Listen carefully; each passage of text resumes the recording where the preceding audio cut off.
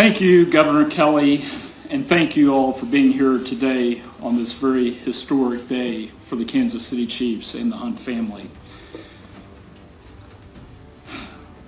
When my father started the American Football League, he had big dreams, both for the league and for his team.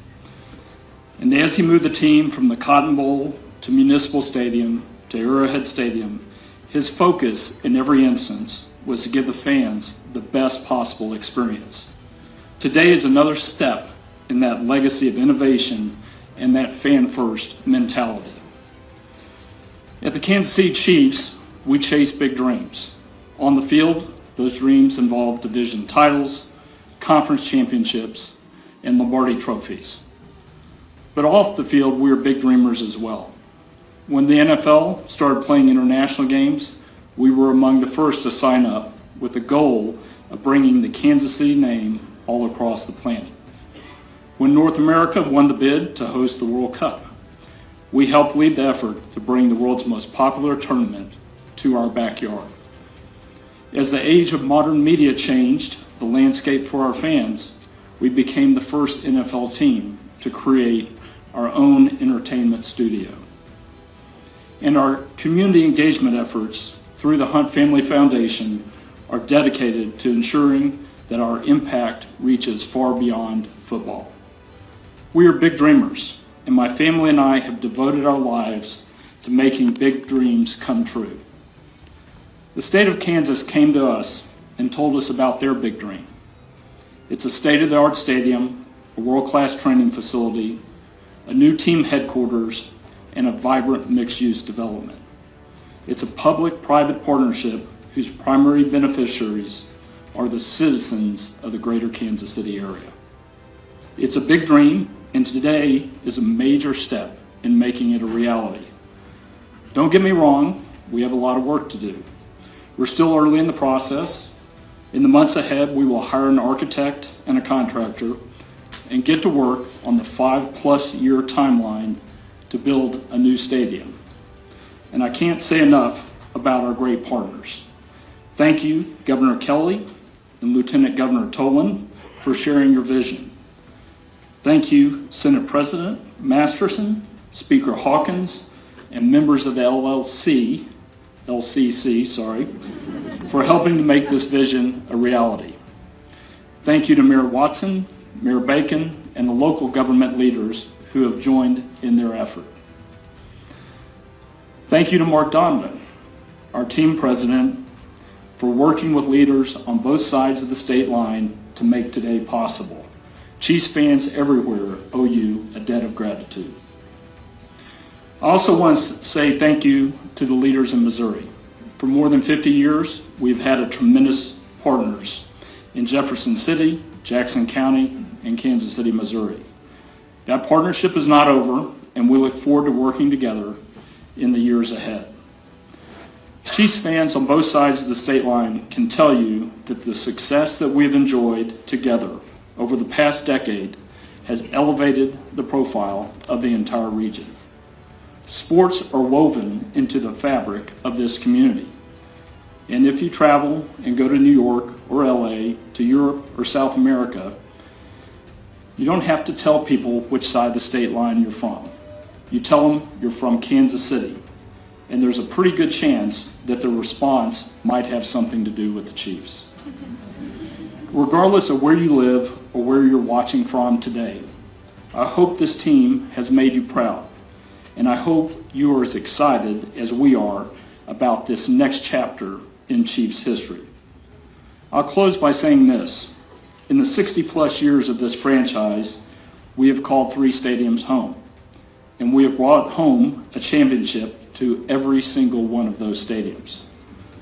Today's announcement ensures that for generations to come, Chiefs fans will have the best game day experience in the entire National Football League. That our children and grandchildren will have a place for their own unforgettable moments. And I promise you this, we'll do everything we can to bring trophies home to Kansas. Beginning with the 2031 season, the location of Chiefs games will change. But some things won't change. Our fans will still be the loudest in the NFL. Our games will still be the best place in the world to tailgate, and our players and coaches will be ready to compete for championships. Because on the field or off the field, we're big dreamers, and we're ready for the next chapter. Thank you very much. Clark Hunt moved the LCC Auditorium in Topeka with an emotional speech about Taylor Swift and Travis Kelce. On Monday, December 22nd, at the annual Leadership Commerce Coalition LCC conference in Topeka, Kansas City Chief CEO and President Clark Hunt captivated hundreds of business delegates, sports industry leaders, and media guests with a profound and emotional speech about Taylor Swift, Travis Kelce, and their socio-cultural impact on sports communities and businesses. The LCC Leadership Commerce Coalition is an annual forum that brings together leaders from various fields: business, sports, technology, and nonprofit to share visions, strategies, and trends. The 2025 conference was held in Topeka, Kansas, with the central theme being the power of cultural and brand connections in a globalized economy. Key speakers included representatives from Fortune 500 companies, tech founders, sports league leaders, and Clark Hunt, one of the figures attracting particular media attention, not only for his role in the NFL, but also for the recent impact of Travis Kelce and Taylor Swift's relationship on popular culture. An invisible connection between sports and popular culture. When Clark Hunt stepped onto the podium at 10:30 a.m., the atmosphere in the large auditorium at the Topeka Convention Center was unusually quiet. He wore a dark suit, his demeanor composed, his face showing a mixture of seriousness and thoughtfulness. He held a few pages of notes, but he seemed to have memorized most of his speech. "Today, I'm here not just as a sportsman, but also as a human being, a father, a friend, a leader." He began by reiterating the importance of the connection between seemingly disparate fields: sports, music, and commerce. But the real highlight, and what brought the entire hall to a standstill, was when he led the conversation to the story of Taylor Swift and Travis Kelce, one of the most famous couples in modern entertainment and sports, as a symbolic tale of the power of breaking traditional boundaries.